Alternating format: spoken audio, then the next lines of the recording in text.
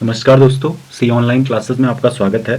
मैं हूं रजनीश और आज हम भारतीय संविधान का 11वां लेक्चर पढ़ रहे हैं और जिसमें हम मौलिक कर्तव्यों के बारे में पढ़ेंगे। तो दोस्तों, जो मौलिक कर्तव्य हैं भारतीय संविधान में, जो फंडामेंटल ड्यूटीज़ हैं, उनको अनुच्छेद 51 क में भाग 4 के क के अनुच्छेद 51 क में रखा गया है और इनकी व्यवस्था स्वर्ण सिंह समिति की अनुशंसा पे संविधान के 42वें संशोधन 1976 ईस्वी के द्वारा जोड़ा गया है।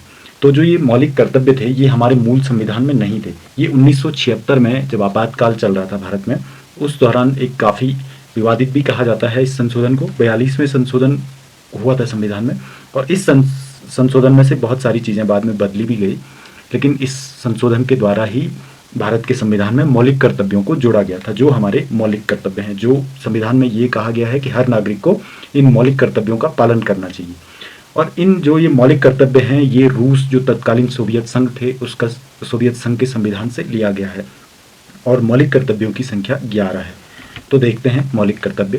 पहला जो है वो है, प्रत्येक नागरिक का यह कर्तव्य होगा कि वो संविधान का पालन करे और उसके आदर्शों, संस्थाओं, राष्ट्रध्वज और राष्ट्रगान का आदर करे। मतलब जो हमारे नागरिक हैं, जो हम लोग हैं, हम लोगों का कर्तव्य है, ये हमारा मौलिक कर्तव्य है। मतलब इससे हम भाग नहीं सकते हैं, इस कर्तव्य को हमें निभाना ही होगा। तो हमारा पहला कर्तव्य है कि हम संविधान का पालन करें।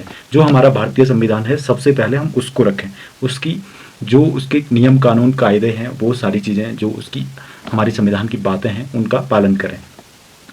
उसके आदर्शों, जो उसके आदर्श हैं, जो हमारे संविधान के आदर्श हैं, उसकी जो संस्थाएं हैं, जो हमारी राष्ट्रीय स्तर की संस्थाएं हैं या राज्य स्तर की हैं या कोई भी छोटी से छोटी संस्था हो, उन संस्थाओं का पालन करें जो संवैधानिक संस्थाएं हैं। राष्ट्रध्वज का पालन करें, जो हमारा तिरंगा है। राष्ट्रगान का हम पालन करें, आदर करें, जो हमारा जनगण मन है। तो ये हमारा पहला कर्तव्य है। दूसरा है, स्वतंत्रता के लिए हमारे राष्ट्रीय आंदोलन को प्रेरित करने वाले उच्च आदर्शों को हृदय में संजोए रखें और उनका पालन करें। स्वतंत्रता के लिए जो राष्ट्रीय आंदोलन हुए थे, उन जो वो राष्ट्रीय आंदोलन हुए थे, उनको जो उनके आदर्श थे, उनको हम अपने हृदय में संजोए रखें, उसको अपनी यादों में रखें, अपने विचारों में रखें और उनका पालन करें, उनका सम्मान करें। तो ये हमारा दूसरा मौलिक कर्तव्य था। तीसरा है, भारत की प्रभुता, एकता और अखंडता की रक्षा करें और उसे अक्षुण्ण बनाए रखें। तो जो हमारा देश है, उसकी संप्रभुता, एकता, अखंडता और उसकी रक्षा को अक्षुण्ण बनाए रखें। मतलब देश के खिलाफ कोई काम न करें, ऐसा कोई काम न करें जिससे देश की एकता को, देश की अखंडता को या देश की रक्षा को खतरा हो। देश की रक्षा करें, देश की रक्षा के लिए हमेशा तैयार रहें। और देश की रक्षा करने के लिए अगर आपको कभी आह्वान किया जाता है कि आप देश की रक्षा के लिए आगे आइए, आपको हो सकता है हथियार उठाना पड़े किसी विदेशी शत्रु से लड़ने के लिए, तो आपको इसके लिए भी आगे आना होगा। मतलब आप सिर्फ हथियार उठाने की बात नहीं है, अगर देश की रक्षा के लिए आपको प्रोटेस्ट भी करना पड़े, कई चीज़ें हैं, तो आपको आगे आना पड़ेगा। उसके बाद है, भारत के सभी लोगों को समरसता और समानता, भ्रातृत्व की भावना का निर्माण करें। मतलब जो भारत के लोग हैं, उनके प्रति हर नागरिक को समरसता, समानता और भ्रातृत्व की भावना का निर्माण करना है। मतलब सबको समान मानना है, सबके प्रति भ्रातृत्व भाव रखनी है, किसी के प्रति हमको उस तरह की भावना नहीं रखनी है जो हमें कमज़ोर करे, जो हमें बांटे, जो किसी को छोटा, ऊंचा, नीचा दिखाए। अगला है, हमारी सामाजिक संस्कृति और गौरवशाली परंपरा का महत्व समझें और उसका परीक्षण करें।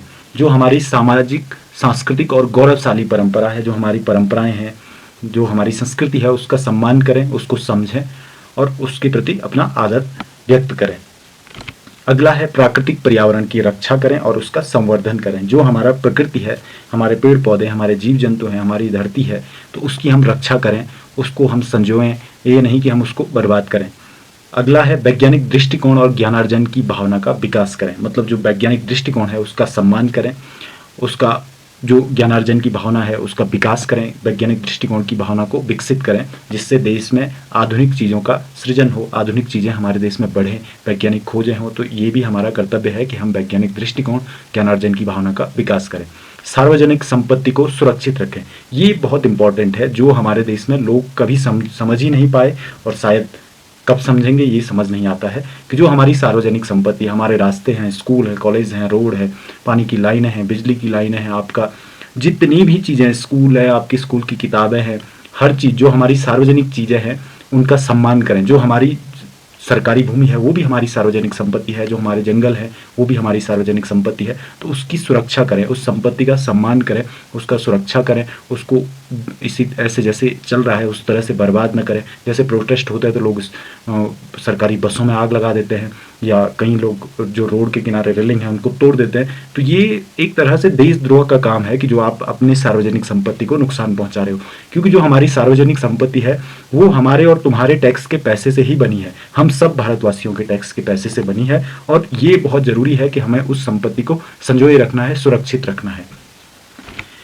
व्यक्तिगत एवं सामूहिक गतिविधियों के सभी क्षेत्रों में उत्कर्ष की ओर बढ़ने का सतत प्रयास। व्यक्तिगत अपनी व्यक्तिगत और सामूहिक जो गतिविधियां हैं उनमें अपने आप को हमेशा निखारना, अपने आप विकास करना, अपने समाज के लिए हमेशा सतत प्रयास करना, ये भी हमारा कर्तव्य है। और आखिरी है जो जिसको 86वें संशोधन द्वारा जोड़ा गया, पहले 10 थे मौलिक कर्तव्य, इसको जोड़ के 11 हुए, कि माता पिता या संरक्षक द्वारा 6 से 14 साल के बच्चों को प्राथमिक शिक्षा प्रदान करना। तो ये 86वें संशोधन द्वारा जोड़ा गया था कि हर माता पिता का और संरक्षक का कर्तव्य है कि वो अपने 6 से और 14 साल के बच्चे को प्राथमिक शिक्षा कम से कम प्रदान करे। तो ये भी मौलिक कर्तव्यों में जोड़ा गया था। और ध्यान देने योग्य बात यह है कि उपरोक्त कर्तव्यों को कानून द्वारा लागू कराया जा सकता है। मतलब जैसे मौलिक जो फंडामेंटल राइट्स भी कानूनी है, और जो हमारी डायरेक्टिव प्रिंसिपल थे, राष्ट्रीय नीति निर्देशक तत्व थे, तो उनकी तरह नहीं है ये भी अपने आप में इसको कानूनी तरीके से लागू किया जा सकता है। और कोई अगर इसकी अवहेलना करता हुआ पाया जाता है तो उसको दंड भी दिया जा सकता है। तो ये थे हमारे मौलिक कर्तव्य। तो दोस्तों आगे भी हम इस तरह के टॉपिक्स को जारी रखेंगे। अगर हम अगला हमारा जो कॉन्स्टिट्यूशन पे टॉपिक है वो है कॉन्स्टिट्यूशन का 5वां पार्ट, द यूनियन, संघ। तो हम उसको आगे कंटिन्यू रखेंगे। अगर आपको हमारे वीडियोज़ अच्छे लग रहे हैं, हमारे वीडियोज़ आपके लिए हेल्पफुल हैं, अगर आपको जानकारियाँ अच्छे से मिल रही है, तो हमारे चैनल को सब्सक्राइब करें, अपने दोस्तों के साथ शेयर करें और कमेंट करें कि आपको किस तरह का लग रहा है। वीडियोज़ को लाइक भी करें, हमारे चैनल का प्रचार करें, जिससे हम आपके लिए बेहतर से बेहतर मटीरियल प्रोवाइड करवाएं। तो थैंक यू दोस्तों, जय हिंद, जय भारत।